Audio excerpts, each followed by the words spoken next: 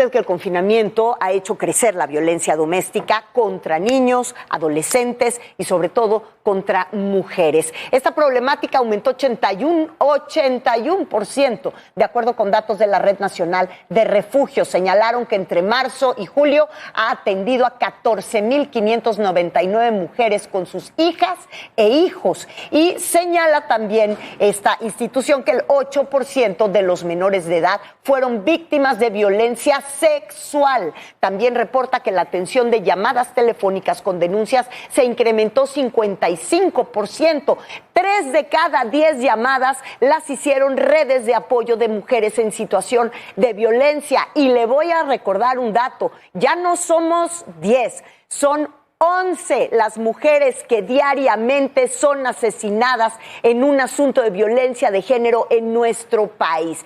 ¿Qué es lo que tenemos que hacer? Apoyar a las instituciones que tienen que defender el tema de la violencia de género y luchar en contra de ella. ¿Cómo? Visibilizando este problema. ¿Por qué? Porque no tenemos el dinero suficiente donde lo tenemos que tener para atender este asunto, y los datos ya los tenemos. Y no nada más los tenemos, los palpamos. Todos los días enterramos a 11 mujeres víctimas de feminicidio. Feminicidio que es la culminación de actos seguidos de violencia física, de violencia psicológica, de violencia en general de género. Para hablar más sobre estos datos que nos han hecho públicos, hago contacto pues con la responsable de ellos, Wendy Figueroa Morales, activista y directora de la Red Nacional de Refugios AC. Wendy, como siempre, gracias por estos minutos. Muy buenos días.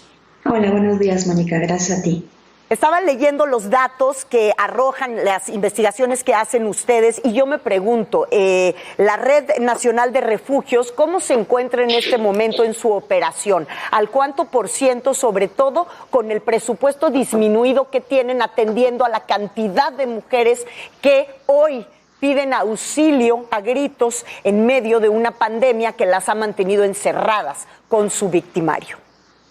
Mira, nos encontramos realizando acciones creativas con el presupuesto que existe, que si bien logramos mantenerlo en este 2020 sin ninguna disminución, pues bueno, este no llegó a tiempo y tampoco cubre necesidades especiales ante la pandemia del COVID-19, como son los rescates, por ejemplo, que tenemos que hacer, como son todas estas actuaciones para reparar las secuelas de las violencias de los niños y las niñas víctimas de diversas formas de violencia, sobre todo las violencias sexuales. Entonces, pues bueno, hemos tenido que hacer estrategias a nivel también internacional para poder seguir atendiendo y teniendo acciones puntuales para disminuir pues el impacto que tiene el COVID contra los niños y las niñas. Esto ha sido complejo, tú lo sabes, trabajamos las 24 horas del día todo el año y necesitamos sin duda de un fortalecimiento de estos mecanismos, porque estas son cifras que tenemos de aquellas mujeres, Mónica, que pueden hacer las llamadas. Pero hay muchas otras que no tienen acceso a estos espacios porque el agresor les controla absolutamente todos los medios.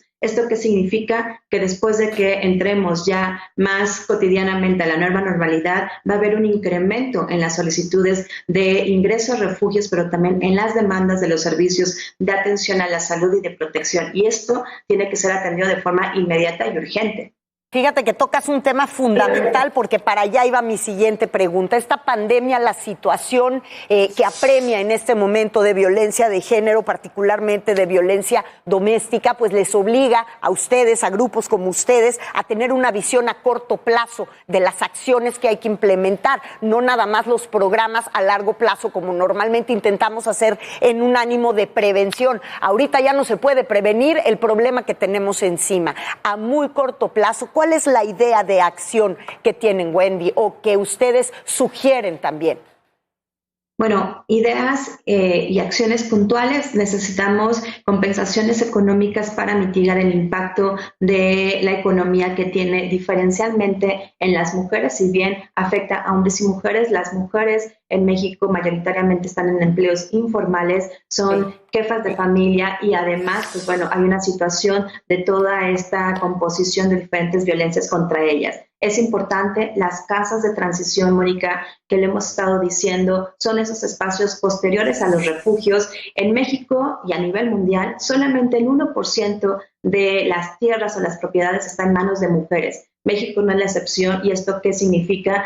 Que muchas mujeres no tienen a dónde ir, a dónde vivir después de que salen del refugio, y las casas de transición son fundamentales. Hacemos un llamado al Estado mexicano, no estamos en la ley, las casas que existen son de las organizaciones de la sociedad civil, pero son insuficientes. Estas permiten transitar hacia la autonomía y la independencia. Y bueno, por supuesto, programas integrales para atender de forma eficaz estas situaciones de violencia. Necesitamos que el 911 sea efectivo y puntual y que tenga geolocalización, es decir, que cuando llamemos sepan dónde estamos y no tengamos que decir la ubicación, porque esos son segundos que, pues bueno, dependen de ellos muchas veces la vida. Necesitamos hacer un cambio importante y que todas las secretarías trabajen de forma coordinada. Las secretarías y las procuradurías, las secretarías de seguridad sobre todo, y yo te preguntaría, ante esta situación, los últimos 2 o 3 meses, ¿han ustedes detectado algún cambio en las acciones de las procuradurías o de las fiscalías o de las propias secretarías de seguridad ciudadana en cuanto a la capacidad de reacción, viendo que tenemos este tamaño de problema encima?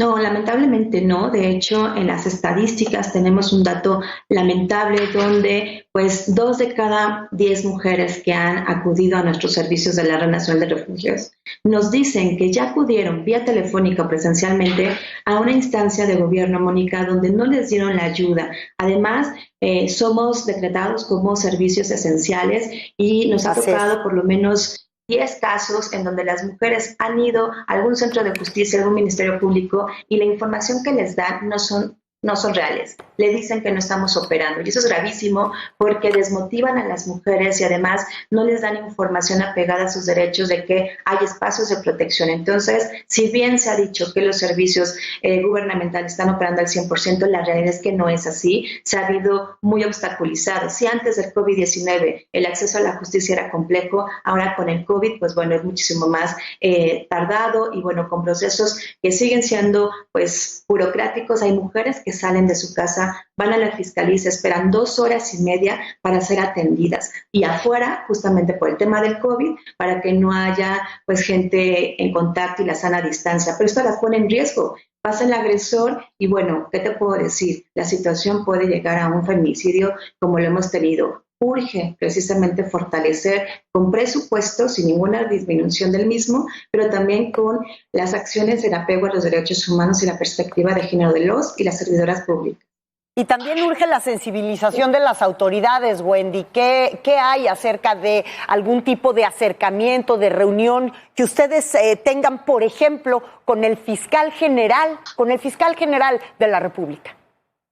Mira, hemos tenido comunicaciones en nuestro trabajo a través de las alianzas, por supuesto, pero más allá de la sensibilización, porque bueno, México es uno de los países que ha invertido muchísimo dinero en capacitación y sensibilización y no hay un cambio. Necesitamos que realmente pues sean garantía y apliquen el juzgar con perspectiva de género y que justamente lo que acabas de decir tú, Mónica, es importante, que trabajen coordinadamente con las organizaciones de la sociedad civil. Esta problemática no la podemos atender de forma aislada ni unilateral. Hay que sumar acciones, extender y hacer campañas también de prevención, obviamente con enfoque de género, no revictimizantes como las que hemos escuchado. Entonces, el cambio está, pero lo que necesitamos es también ser escuchadas, que haya una inclusión diversa de quienes trabajamos de a pie y acompañamos a las víctimas y también de las propias víctimas, de esas mujeres que han sido víctimas de violencia y de las familiares de las mujeres asesinadas por feminicidio. Es importante sus voces.